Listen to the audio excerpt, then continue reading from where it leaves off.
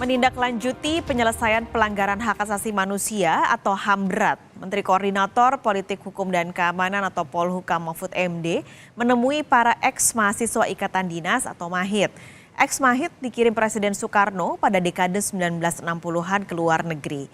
Mahfud MD dan juga Menteri Hukum dan Hak Asasi Manusia Yasona Lauli menemui para ex-mahasiswa pada Ahad kemarin yang menemui korban di gedung De Sakel, Amsterdam, Belanda.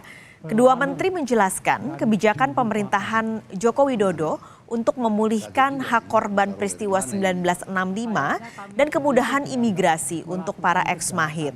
Mereka yang hadir tidak cuma dari Belanda, tapi ada juga dari Jerman dan negara sekitar Belanda. Ex-mahasiswa Ikatan Dinas adalah mereka yang tidak bisa kembali ke Indonesia karena dicabut paspornya saat menempuh pendidikan di luar negeri pada era 1965 sampai 1967. Sudah bergabung siang ini bersama kami melalui aplikasi Zoom Menko Polhukam Mahfud MD yang saat ini masih berada di Amsterdam, Belanda. Selamat siang waktu Jakarta, Pak Mahfud. Selamat siang, Mas Kalis. Terima kasih sudah menyempatkan. Pagi di sini.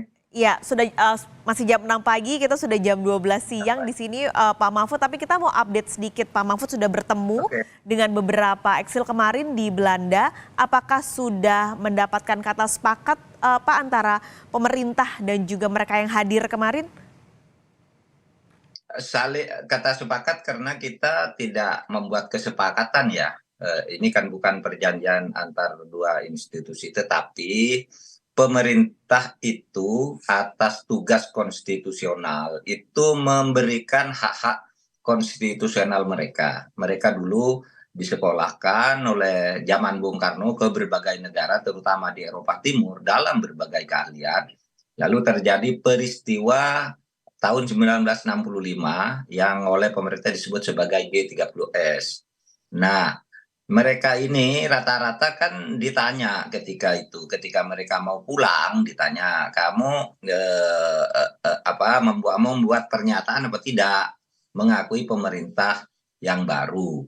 Nah, mereka ini kan tidak dengar, dulu kan belum ada WA, belum ada telepon, belum ada TV kan. Mereka yang tidak segera membuat pernyataan itu paspornya langsung dicabut dan banyak yang kemudian menjadi stateless ya agak lama. Ada yang kemudian minta suaka ke negara lain gitu ya, ke RRC misalnya, dan mereka tidak bisa pulang. Nah, ketika kita melakukan reformasi ada perintah TAP MPR dan undang-undang agar ini diselesaikan secara hukum dan secara non hukum. Secara hukum itu pelakunya dibawa ke pengadilan, yaitu yang dulu melakukan pembantaian dan sebagainya.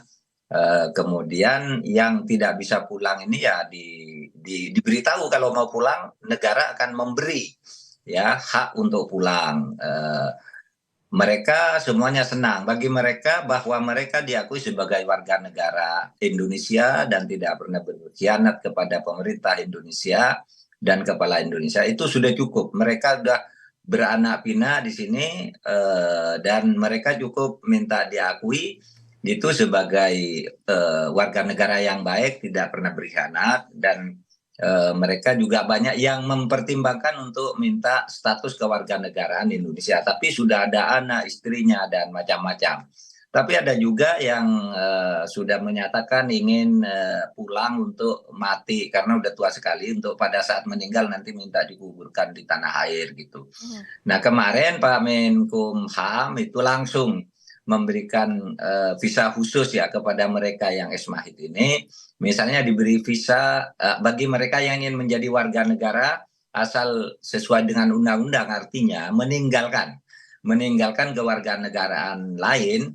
Misalnya tidak lagi jadi warga negara Rusia atau Belanda atau mana, itu bisa langsung diproses untuk kembali menjadi warga negara Indonesia secara lebih mudah.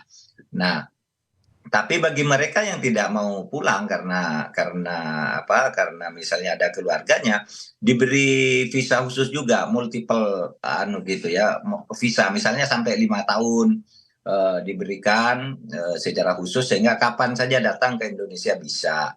Nah, itu yang kita lakukan, Pak Kalis. Jadi kita tidak membuat kesepakatan apapun karena ini bukan perundingan. Nah, kalau soal hukum ya itu sudah ada prosesnya sendiri bagi pelakunya, siapa yang dianggap bersalah dan sebagainya. Ini sedang dalam proses hukum meskipun sebenarnya usia para pelaku ini sama dengan mereka juga, lebih banyak yang sudah meninggal Hmm. gitu. Dan pada saat itu sudah jadi pejabat di Indonesia, kan sekarang sudah di atas 80 juga dan Ya. sudah tinggal sedikit yang tahu peristiwa itu gitu. Artinya Pak Mahfud, mereka yang minta dui kewarganegaraan tidak akan bisa diterima ya Pak?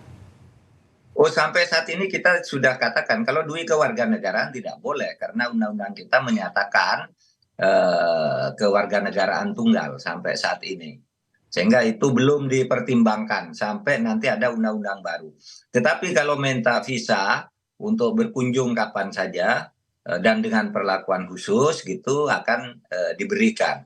Dan ini sih jumlahnya sudah tidak banyak gitu sehingga tidak akan terlalu merepotkan dan akan terdeteksi atau terkontrol, terlayani dengan baik lah, insya Allah. Perlakuan khusus di visa ini apa saja Pak Mahfud? Ya misalnya dia akan bisa lebih mudah mendapat pelayanan visa. Di situ sudah dikeluarkan surat Menkumham yang minta kemarin langsung diberikan gitu. Anda perlu apa langsung ke Dubes atau KJRI setempat gitu untuk segera mendapat pelayanan secara lebih cepat lalu diberi online untuk berhubungan yang cepat dengan Jakarta. Kalau Anda dipersulit di suatu tempat hubungi nomor telepon ini dan seterusnya gitu. Nah itu yang kita berikan kepada mereka. Kalau materi enggak, apa namanya ya paling beberapa kemarin yang datang ke Indonesia kita beri tiket, kita apa namanya beri penginapan karena yang kemarin tuh diundang dalam satu acara kenegaraan gitu. Kalau Ya. informasi soal fasilitas PNBP 0 ini akan diberikan Pak Mahfud? Iya betul betul ada di situ tidak boleh tidak akan ditarik biaya apapun dalam pengurusan itu gitu. Hmm. Nah memang ada permintaan gitu ya kemarin misalnya bagaimana paspor yang dulu dicabut gitu sekarang dihidupkan secara otomatis gitu. Itu kan secara mekanisme tidak bisa juga kan kita tidak tahu mereka itu ada berapa ada di mana dan untuk penghidupan itu harus diadministrasikan dulu paspornya nomor berapa misalnya kalau tidak ingat pasti bisa dicari asal mereka melapor dulu gitu. Oleh sebab itu kita tidak akan menghidupkan lagi paspor secara otomatis karena mereka sudah punya kewarganegaraan lain. Hmm. Nah bagi yang stateless misalnya ya kalau ada tapi ini tidak ada sih yang melapor karena stateless. Stateless itu dulu ketika tahun 67 itu kan tidak boleh pulang. Nah 67 tidak boleh pulang mereka terkatung-katung pada waktu itu. Di beberapa negara kalau kawin dengan orang setempat langsung mendapat kewarganegaraan misalnya. Nah itu mereka semuanya sekarang yang terdaftar di tempat kami tidak ada yang stateless. Dan rata-rata umurnya adalah di atas 80 gitu. Umurnya di atas 80. Ada seorang tua yang sangat mengharukan juga kemarin yang dari Jerman itu datang nyopir sendiri ke Belanda dengan penuh kegembiraan dia merasa bersyukur bahwa dia diakui sebagai putra bangsa karena mereka tidak tahu apa yang terjadi tahun 65 66 itu apa. Mereka juga tidak tahu kegiatan komunis itu apa dan sebagainya gitu. Tapi pada waktu itu hanya tidak membuat surat pernyataan aja. Lalu paspornya langsung dicabut tanpa pertanyaan yang panjang gitu. Hmm. Nah, mereka datang dari Jerman dan dia Ibu Sri ya. Ibu Sri itu langsung kita beri kemarin dia yang menangis di situ sangat gembiranya karena ya mereka cinta Indonesia, ingin ke Indonesia gitu. Tercatat ada berapa Pak Mahfud eksil korban pelanggaran HAM berat di luar negeri ini?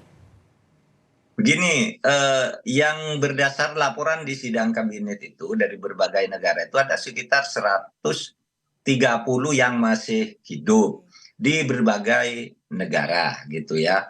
Tetapi umumnya udah renta-renta, udah kadang-kala datang juga udah harus ada temannya yang menonton, ada anaknya dan sebagainya. Yang kemarin di Amsterdam itu yang mendaftarkan untuk hadir dan mendengar penjelasan dari pemerintah itu ada 59. Tetapi kemudian yang tercatat datang karena kemudian dari berbagai negara sekitar itu ada yang ingin ikut dan mendengar, ya kita tampung juga. Hmm. Dan mereka kan sudah punya identitas-identitas resmi dari negara-negara yang bersangkutan sehingga kita mudah mengenali gitu. Oke. Itu Ini nanti berarti tadi ada sekitar 60-an yang hadir, sisanya Pak Mahfud ya. akan bertemu juga di negara lain, Pak? Eh, saya hari ini akan ke Praha. Ini saya di Amsterdam nih, sebentar lagi 1 jam lagi saya akan terbang ke Praha menemui lagi beberapa orang di sana. Ya mungkin puluhan juga ya Hmm. di Praha. Nah, kan ini ada yang di Hongaria, ada yang di Swiss, ada yang di Paris dan sebagainya. Di Rusia, di Moskow juga yang kemarin undang itu ada beberapa orang juga yang datang ke Indonesia. Ada yang mewakili dari Moskow, tapi di sana ada beberapa orang juga sisa. Maka mereka gini, kita nyebutnya ex-mahit, Hmm. ex-mahasiswa ikatan dinas. Tetapi ada beberapa yang mereka pada waktu itu menjadi pengusaha, bekerja dan sebagainya itu sehingga mereka minta jangan sebut ex-mahit lah gitu. Hmm. Eh, Istilah yang diminta istilah lain karena tidak semua mahasiswa, mereka juga ada yang sudah profesionalnya diakui oleh dunia internasional. You bayangkan tuh yang datang-datang kemarin tuh ada profesor di beberapa perguruan tinggi. Mereka dulu kan disekolahkan oleh Bung Karno untuk membangun negara di dalam berbagai keahlian. Ahli listrik, ahli air, ahli koperasi, ahli apa, sekolah semua. Terus nggak bisa pulang, karena mereka memang dulu dipilih dari orang-orang yang pinter-pinter, banyak yang melamar menjadi dosen di perguruan tinggi, bekerja di tempat-tempat baik, dapat pekerjaan sesudah mendapat paspor, mendapat kewarganegaraan di negara-negara di mana dia kemudian minta suaka semula gitu. Oke. Nah itu yang terjadi, tapi semuanya ini sudah lebih dari 50 tahun yang lalu Pak Hmm. Kalis, sehingga kita harus kembali bangsa ini bersatu gitu Oke. ya. Terakhir Pak, ini tentu harapan tadi Pak Mahfud bilang bahwa satu warga negara kita bisa bersatu dengan beberapa permintaan. Sempat membaca juga Pak, saya ada permintaan dari mereka ini untuk bisa pemberbaruan Pak untuk pelajaran soal HAM ini. Apakah sudah dijawab oleh pemerintah soal permintaan itu Pak? Ya kalau itu memang sudah menjadi rekomendasi dari PPHAM ya, yang berdasar Kepres nomor 17 itu, bahwa pelajaran HAM itu diperluas di institusi-institusi pemerintah, di TNI, Polri, di perguruan tinggi. Tapi mungkin yang lebih banyak ditanya itu apakah tidak ada usaha penulisan sejarah, pelurusan sejarah. Hmm. Saya menjawab, pelurusan sejarah itu tidak mungkin bisa diterima oleh semua pihak kalau dibuat oleh pemerintah. Oleh sebab itu, saya mengatakan nih, mewakili pemerintah, penulisan sejarah itu dipersilahkan, tapi bukan negara yang menyimpulkan tentang peristiwa itu siapa. Kan masing-masing orang punya punya tulisan. Misalnya Pusat Sejarah ABRI punya, lalu Cornell Paper itu Anderson juga punya. Kemudian kalangan NU juga punya sejarahnya sendiri. Pak Taufik Abdullah juga pernah diminta menulis sejarah. Jadi tidak sama persis hasilnya, sehingga saya katakan tidak mungkin kalau negara itu bercerita, mengambil cerita tentang sejarah. Oleh sebab itu negara, dalam hal ini pemerintah, di dalam sidang kabinet terbatas yang dihadiri oleh Pak Mendikbud waktu itu Pak Nadiem, akan menyediakan biaya penulisan sejarah, tetapi hasilnya itu hasil sebagai ilmu, bukan sebagai pandangan negara. Siapapun boleh minta beasiswa atau biaya penelitian dengan proposal yang jelas, itu akan disediakan oleh pemerintah. Silakan tulis sejarah berdasar metodologinya masing-masing dan hasilnya langsung disebarluaskan kepada masyarakat. Karena sejarah itu kan bisa saja siapa yang nulis hasilnya beda. Waktu ditulisnya berbeda, hasilnya beda. Sama aja kita nulis sejarah Ken Arok, sejarah Raden Wijaya dan sebagainya itu kan Baik. beda-beda juga. Nah, maka kita tidak akan masuk ke soal itu. Negara tidak akan menulis sejarah sendiri, tetapi fakta-fakta yang secara hukum ada di depan kita, kita selesaikan. Oke. Pak Mahfud, Betul. terima kasih banyak sudah berbagi cerita bertemu Ya, dengan warga negara di sana. Selamat melanjutkan tugas kembali Pak Mahfud, sehat-sehat Pak. ya, ya, makasih.